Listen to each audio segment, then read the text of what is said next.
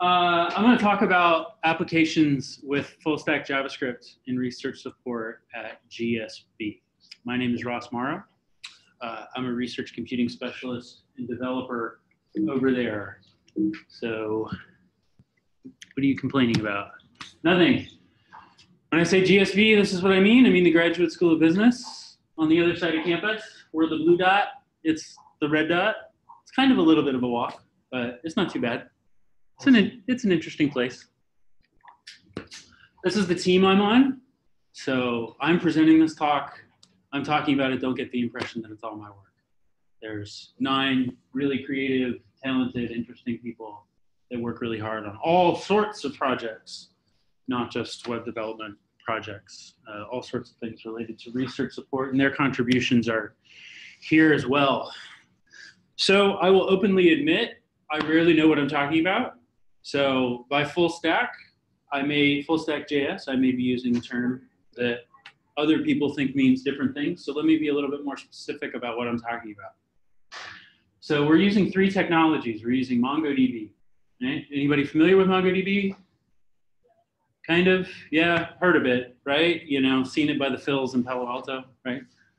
So MongoDB is a document database technology. It's not a relational database management system like a spreadsheet, like giant terabytes of spreadsheets. It's documents. There's no schema. You just throw stuff in and it can be whatever it wants. It's like JSON database, basically. They actually have their own specialized serialization format for that. It's called BSON, binary JSON. It's pretty easy to use. Like you don't have to be a database expert to like get in to use it and to store stuff in it. It works really nicely with JavaScript applications because they're similar models of storing data and treating data. And there's also a pretty cheap cloud service. So we operated for about a year on the free tier. And like I bought up on one of our big applications recently to like $100 a month worth of service because I thought it was finally the right thing to do. Like we might as well. And like you get some service for that, but very cheaply available good cloud services in MongoDB Atlas. So I'm also talking about Node. Who's heard of Node? Almost everybody. So Node.js, this is the normal processor I run in a single thread JavaScript on your machine or environment for doing that. Really strong ecosystem of lots of different products. If you want something, somebody's probably built it or tried it. It's got pretty decent technology for handling HTTP or HTTP requests like web service stuff. So that's what we use it for. And it's got a pretty decent design in terms of running things concurrently, asynchronously, which is really, really important. One of the big paradigm shifts I had to go through in working with a lot of this stuff was capturing that. And then we use React.js. Who's heard of React? So we use React and also Redux, almost never React without Redux, for dynamic UIs, for the things that show up in people's web pages that let us do fun things or fun things for us, to offer capabilities to people that use our services. So basically dynamic UIs. Behind the scenes, has anybody programmed a React app? A couple of people? Okay, if you haven't, like I find the terminology really opaque and annoying, but like the coding style, like once you get past that and you just like, all right, fine, you can call it whatever you want, and you start to work with it, the JSX coding style, it's called, like it's like you get to create XML-ish or HTML-ish like tags that are your objects, and you can mix code and like markup language. Is like really convenient. I started to really, really like it after I'd done a few. And also there's a strong React ecosystem as well. So lots of things you can do. If you see these symbols, that's what they mean. MongoDB is pretty clear because it's its name. Node, I'm actually just going to use a little, is it a hexagon? Hexagon? Is it? Yeah, hexagon. I'm the math guy, actually. And then like the React and Redux Atomy looking things. Okay, so 3 technologies. This is what we see, or I see, as full stack JS from our perspective that we're using in various ways for research support. Now let's talk about 3 applications. And I'm going to try to go through these 3 applications, and time permitting, I'll show you them. Like I don't want to talk through a bunch of slides. I want to show them to you. So our first one is actual research support. So this is, we use these technologies to do online human subject experiments. So we've done two big ones, codenamed the HABC platform and the SPCFE experiments, not really code names, they're just abbreviations. And what people want, we use this platform because people come to us and they want to do experiments that they can't do in a platform like Qualtrics. Like the second one, which I'll show you, the SPCFE experiments, like they purposely wanted like a like e-commerce web shopping like experience where people can do whatever they want on the page. Like they can go all the way to the bottom and look at the last item first if they want, instead of something like Qualtrics that's basically sequential. So MongoDB helps us here by allowing us to store data related to experimental setup and then actually capturing the observational data. So like when people click on things in the experiment webpage, we log the data there. We use Node for backend API that like actually serves up experimental parameters to a web page and acts as an interface or gateway to the database. So nothing can really access the database directly and nothing but the Node server makes queries to insert or extract from the database. And then our experimental instrument, which can be on somebody's laptop, anywhere, my laptop, your laptop, is this interactive web page we make with React and Redux. So the flow here is kind of the simplest, right? So there's a server, there's a Node server that we write. We've got kind of a generic version now after having done like a bunch of these things that talks to the database. There's some web server that just hosts static assets that are the compiled React single page apps. And then those things have code in them that talks back to the server. To like ask for what experiment am I? What treatments and conditions should I use? Hey, the person just clicked this button, put that in the database. Stuff like that. So we've gathered data from thousands and thousands of people with this platform. So the next one, research computing access control. So our group is kind of semi-sysadmin maintainers for a bunch of computing servers that the GSB specifically use, that SRCC administers, Stanford Research Computing Center. But GSB faculty, they're just for GSB faculty and GSB students. But GSB faculty work with lots of different types of people, and students graduate and go somewhere else and they still have papers to finish and all that stuff. So when ISO put out MenSec requirements, we suddenly got auditing requirements on like who had access to the machines. It was a mess. There was this one work group that had like anybody that had ever had access, whether they still existed or not. That wasn't great. And it was a good opportunity to revisit like how we provided access. How do we get access for somebody that's at another school or another department, not in GSB, doesn't automatically have access to these machines? So on. So we use it there too. This is a live site. You can go and see it. If you want, you can ask for access, but please don't bomb our professors with requests for access that they don't understand. So what MongoDB does is it stores all the requests, all the renewals, their whole history, dashboard errors, even. I'll talk a little bit more about that. They go back to the database. The Node server, our backend, handles requests, approvals, rejections, renewals, actually does the work. It has a work group integration with it. So it actually updates the work groups specifically for us when people ask for access and it's approved. And it also sends notifications, expires requests and sends notifications.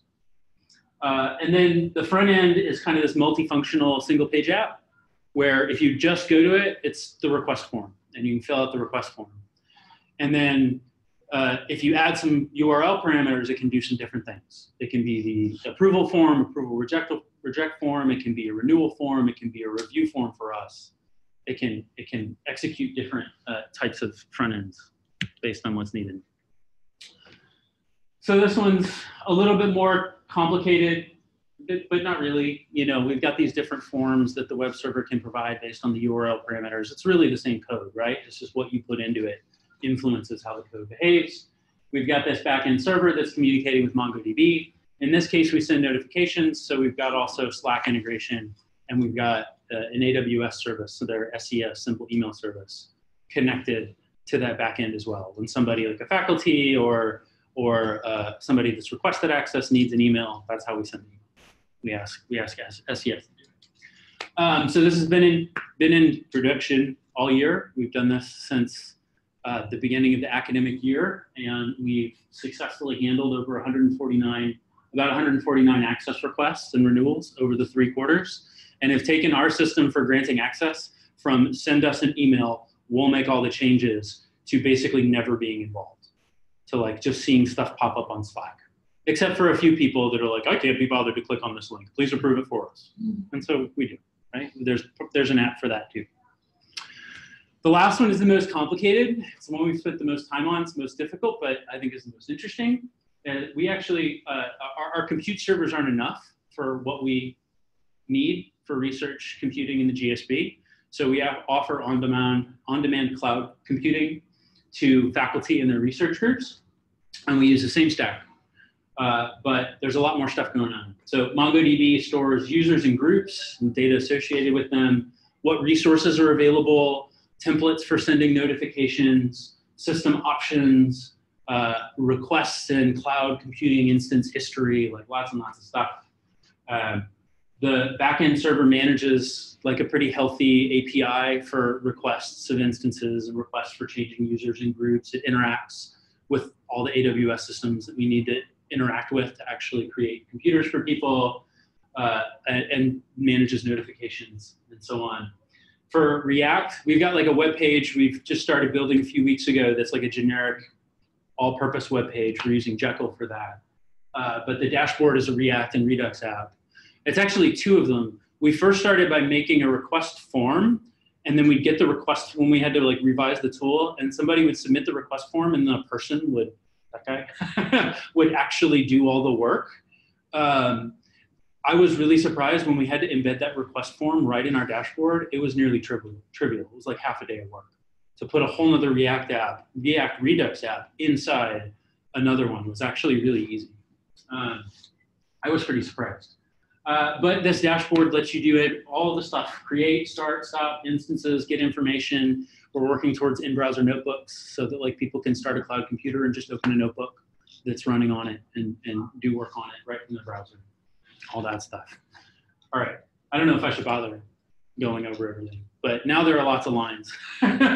There's actually 2 servers involved that are Node products. One of them is just for metrics. One of them is for assisting and supporting automation and metrics activity. We use the influx data tick stack. Probably never heard of that, but if you have or want to learn more about it, I'm happy to tell you about it. To collect data on every instance that's running. People get static assets again from whatever web server we offer them on that are actually the React app that talk to like the main server, which is our gateway to MongoDB and several AWS services. So EC2, which is the computers, SES, which is the simple email service, code deploy, which is like run code on machines in the cloud. That's how we actually maintain consistent instance setup. Route 53, which is the web address setup, and Lambda functions to help us make sure we understand when things change in AWS. Are we getting told about it?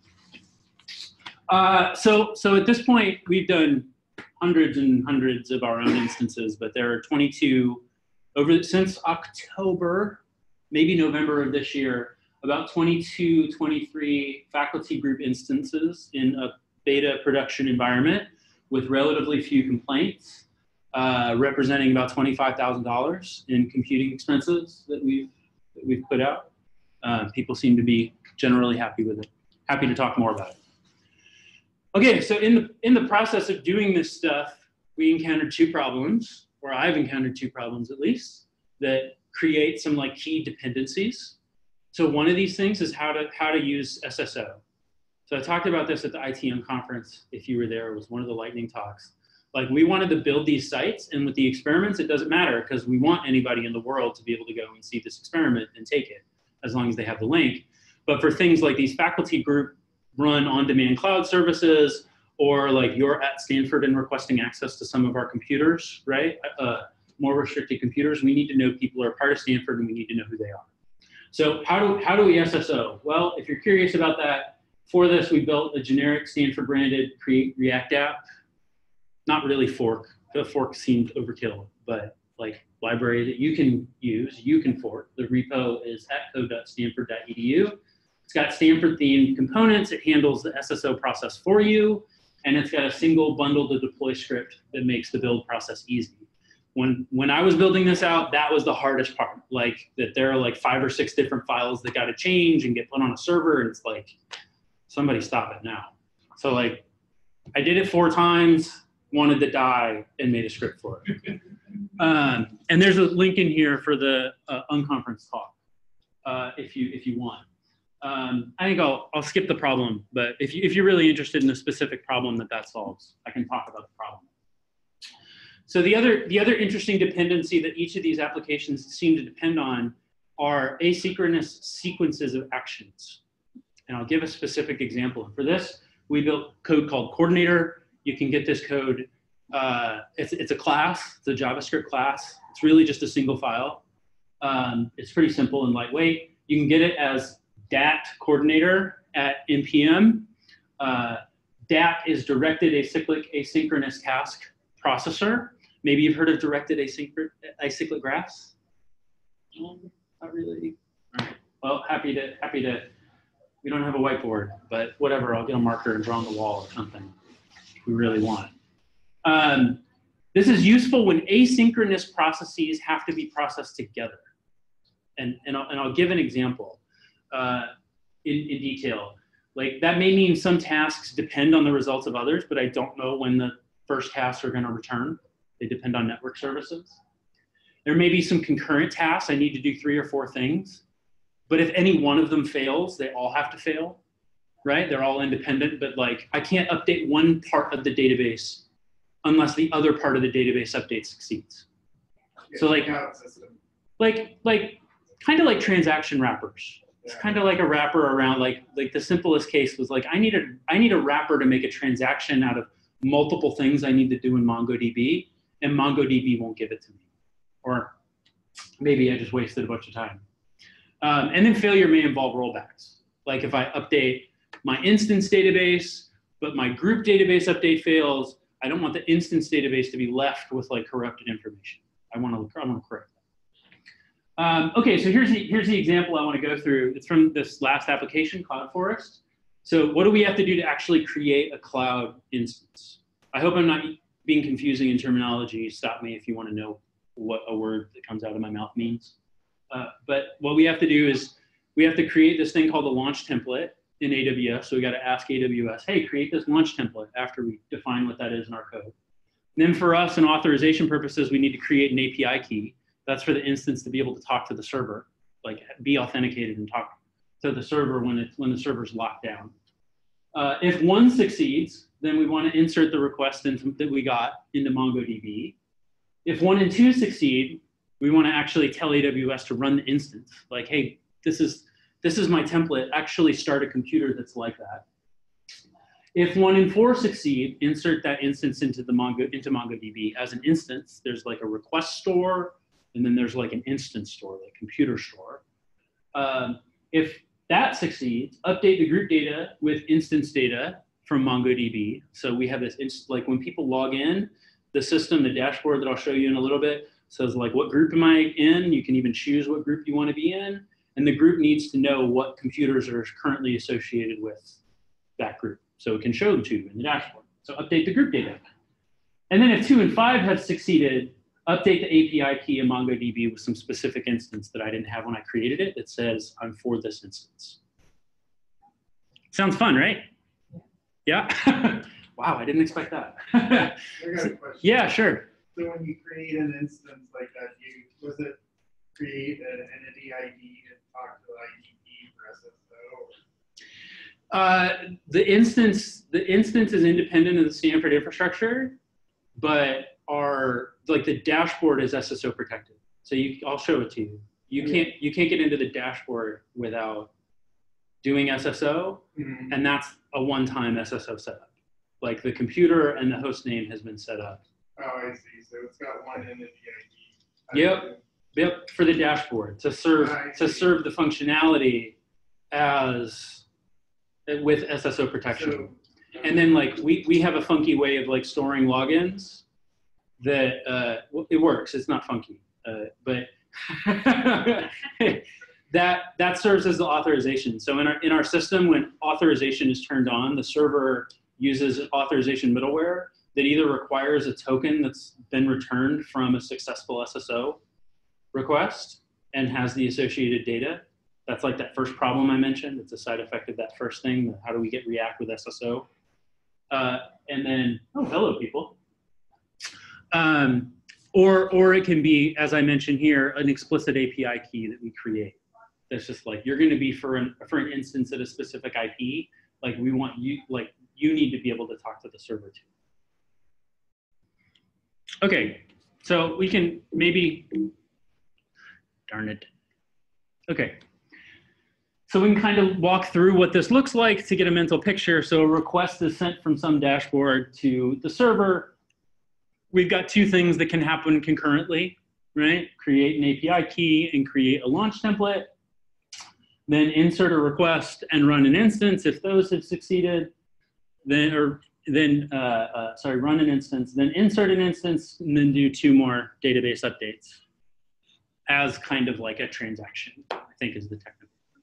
Like they both have to either go or fail. Okay. All right. So it'd be pretty boring, I think, if I kept on with more slides about these things, right? Yeah, I think so. It'd be pretty boring for me, but I don't want to make any more slides. I've got a lot more, but so I want to hopefully I have time to review some of these things just to show you what we've been doing, like show you what it looks like.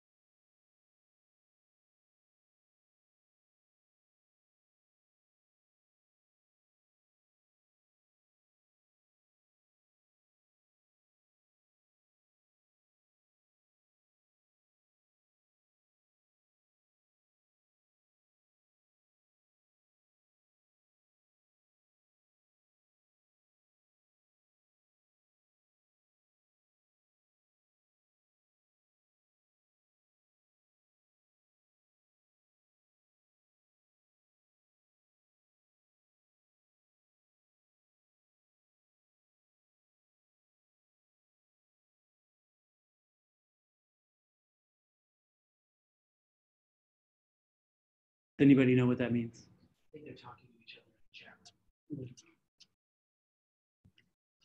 Okay. So the cool part about doing multiple things is, at least in my brain, the context changes what I learn, but what I learn applies to like everything else. So that's been really cool and really useful.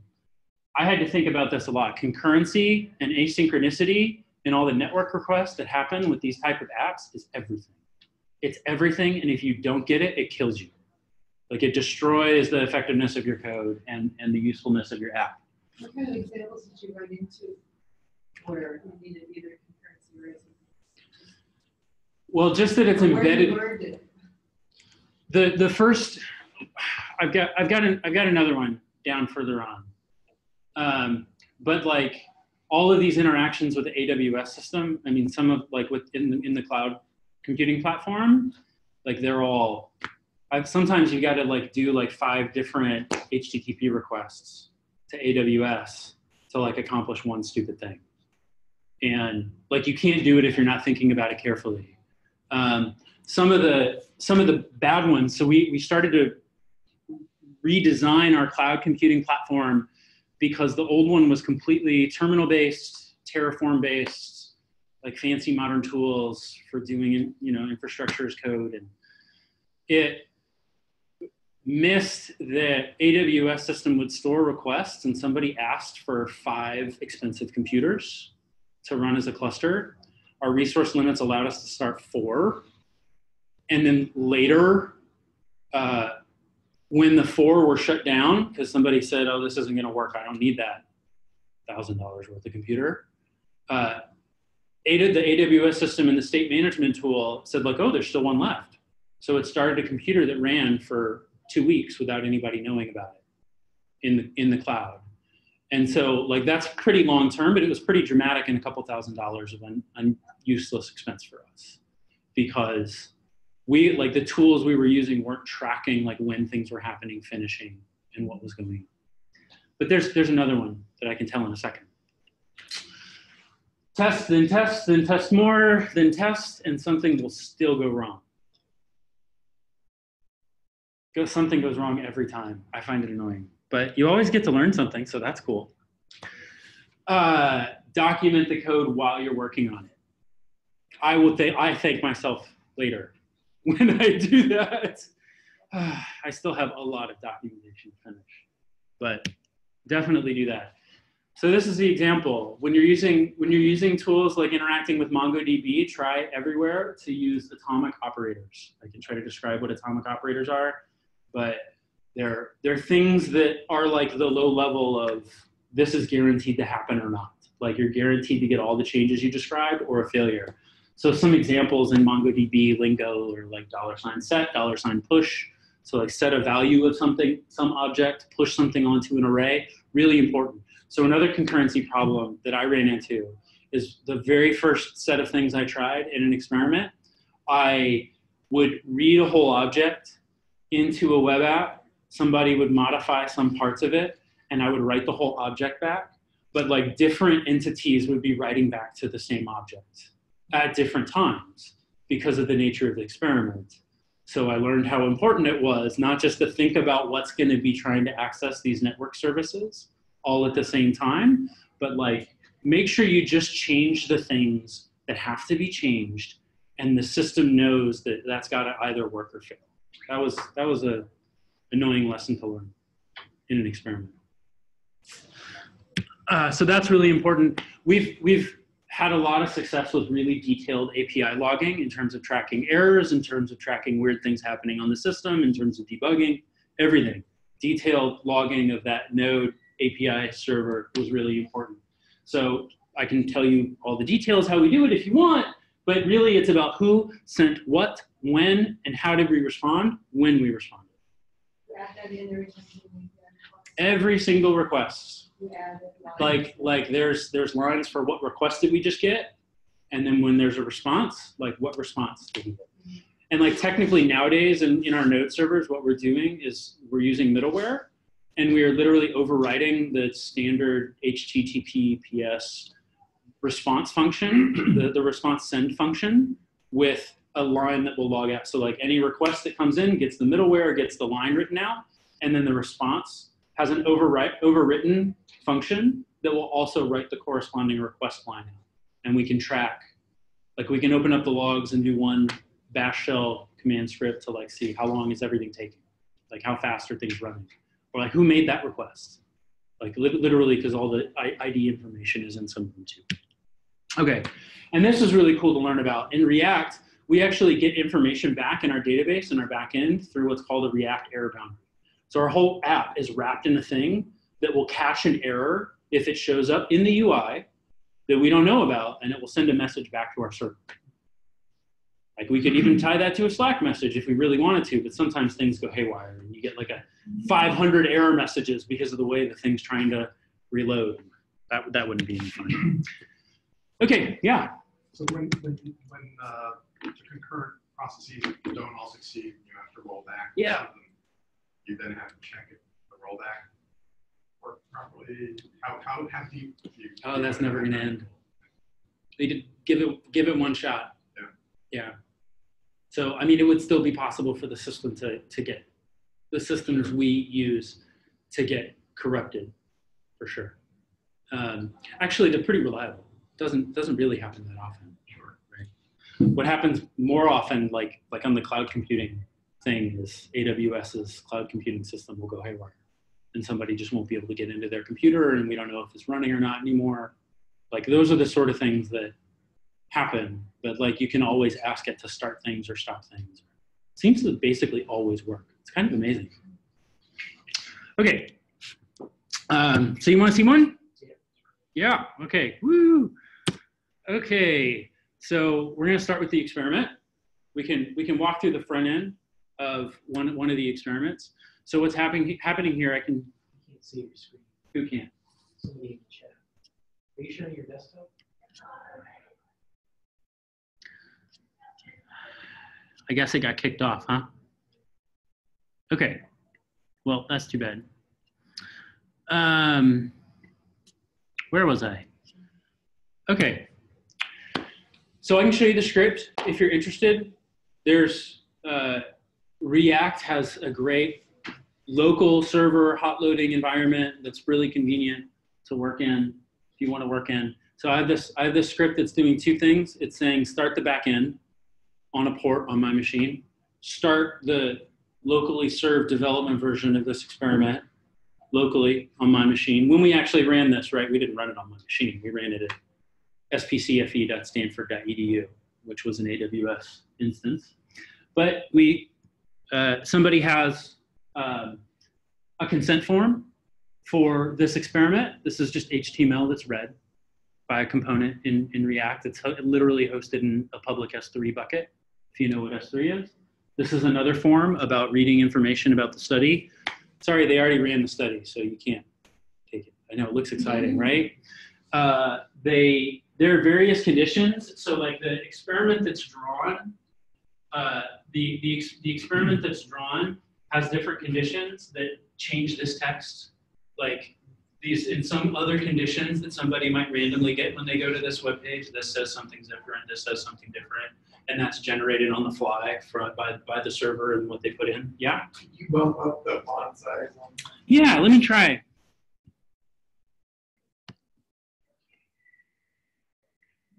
No. How's that? Yeah, that's better. Oh, there's words on there. All right, so it timed out, right? The 10 paintings out of 20 paintings is another condition that that came up. All right, so now I'm going to zoom back out.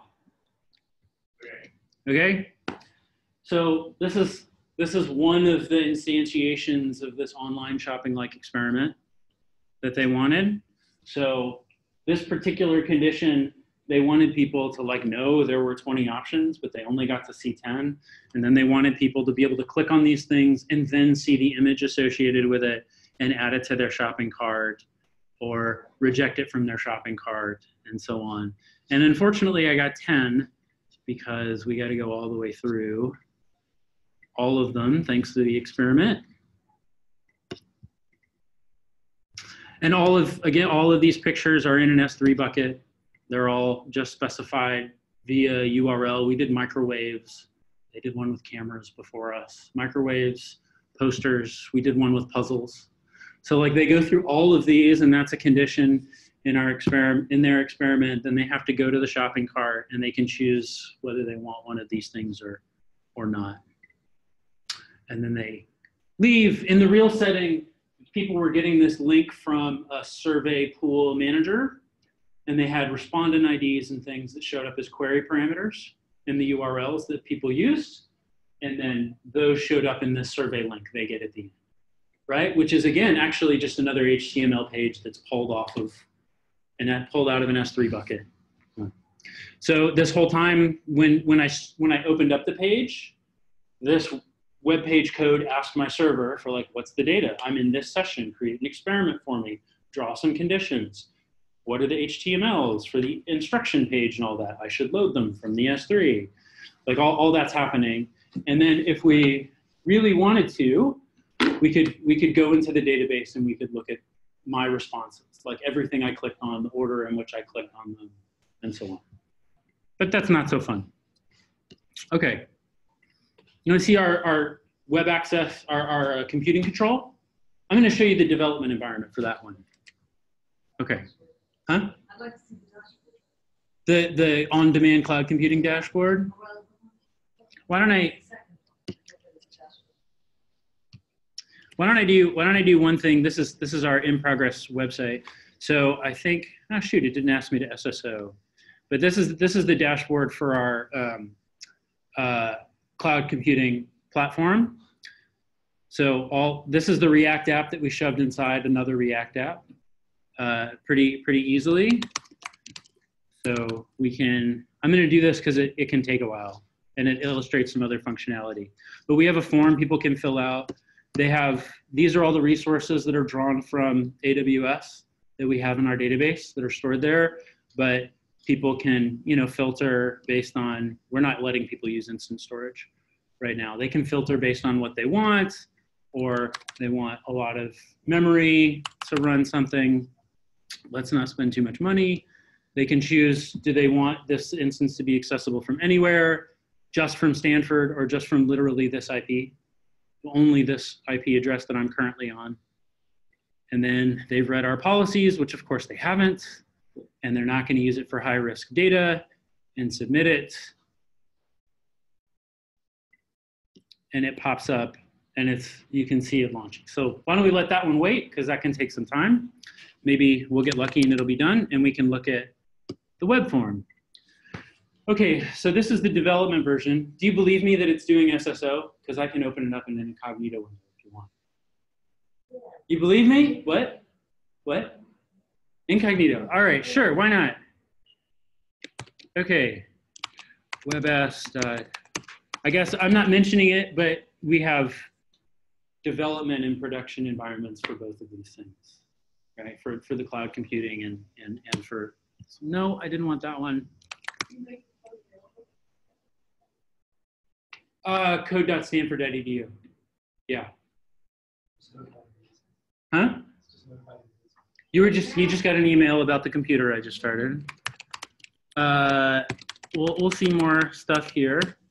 Okay, so I have to SSO. And there we go. So I'm in.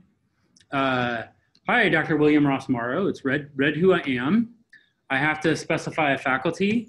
So these autocomplete to a list of approvers in our development. It's just our team are the approvers. Why don't I do myself? So I'll do myself. I won't fill anything else out in the form, but I can submit that request. And I think I had already set it up. So this failed because I already have access. I gave myself access earlier for this demonstration. So I'm going to take, this is the work group. We have a set of work groups like Yen non-GSB Spring 2019. So there's a work group for every quarter. So I'll go ahead and remove myself from that. Oh, too old.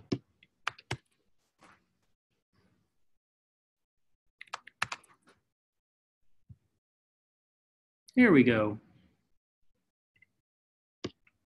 Yes. So it doesn't look like I'm in there anymore. If I go back to the same page and try the same thing again.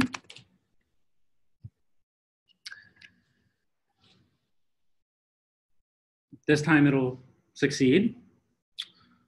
Jason, I don't think you're going to get an email about this one. Just.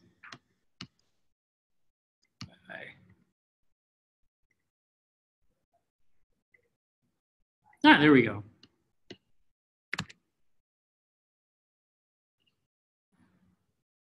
Here we go. So an email got sent out. Hey, dear William Ross Morrow, you have a request from Ross Morrow. This request has a tailored approve link. So you can just click on that link. I would have to SSO again, literally is this person. If I know the student ID, I can type that in. I can approve it or reject it, but I'll approve it so we can see something meaningful. Thank you, good job. You're participating in our system. As the person that requested the actual request, I have another email, but this would be going to different people. It says, hey, I won't blow it up. It just says, hey, you're on the Yen computers now. Please don't be mean. Be nice to others. And talk to us and stuff like that. So pretty generic stuff. If I pull up Slack, we have a Slack channel where we have messages. So I didn't bring that up, but William Ross Morrow has asked William Morrow for Young sponsorship in spring 2019. William Morrow has approved access. And then we see some real ones here that were about some renewals that just happened. Okay, and the final piece would be if I reload this workgroup page, there I am. I've been added, and I have access anyways, but then I get access to the computers. Yes? If you get notified and you accept somebody's request, do they automatically get added to the Slack channel? No, the Slack channel is just us. It's just for us to like be monitoring. Yeah, I think it's actually just a Stanford channel. Yeah, it's not a private channel, but somebody else knows more about the Slack setup than me. I think in principle, could somebody join that? I don't think it'd be a big deal, but I think so. Somebody on Stanford Slack could. I don't think it's private because it's for sharing with SRCC as well. It's not locked. Yeah. Yeah. You have to be in the Stanford grid. Yeah. Yeah. So the Slack's for us. The Slack's for us to get a message and see like, oh, look, they were renewing. It works. Yay. And for me to bother people by doing a lot of development and sending a lot of messages to Slack. That's fun. Okay. So we probably don't have a ton more time. Is this where I was? Yes, great. Okay. I'll try to embiggen this. So in the meantime, while we've been doing that, I asked for a computer. There's actually a computer now. It's running, as you can see from the green running tag, in AWS's infrastructure. It's currently running, even though the UI isn't showing up very well, at 100% CPU, which is not uncommon when an instance starts up, but that'll stop pretty soon. Huh? It just switched. Just switched to 99. So that's our metric stuff. It's been like there's tons of stuff that's been set up, including security setup. So we're actually at the high risk data security point with these machines, and we haven't done a study, but we've gone through all the security steps that are in part done in the machine images and part done in the setup steps that are kind of happening behind the scenes. You can figure out how to connect to it. You can pull up some information about how to connect to that machine. You can, if everything worked, and maybe I'll be embarrassed, no, I won't, open up the notebooks, right? So you can run, right now it's just Jupyter Lab on this machine with just Python. We haven't hooked in other software that supposedly have hooks to use Jupyter Lab, but I can come on here, I can create a Python notebook. I can start computing on this machine right from my browser. I can see what its CPU utilization is and what its memory utilization is. I can add notes and see notes if I wanted, and we've noticed users actually doing this. I can complain at code.stanford.edu about something. Right. Good. All right, so we're about done. We got about like 1 minute left. I should have paid closer attention to time. This is what we're doing for research support, how we're using React, how we're using Redux, Node, Mongo all together. If you have more questions, I'll try to put up my contact info, but I can get it. Now I just have too many browser windows open, and I'm too disorganized to put them up in a sensible way. Okay, I appreciate your attention. There are 2 ways for you to get in contact with us: wrossmorrow@stanford.edu, or bother me in the halls, or write us at GSB Circle Research at stanford.edu.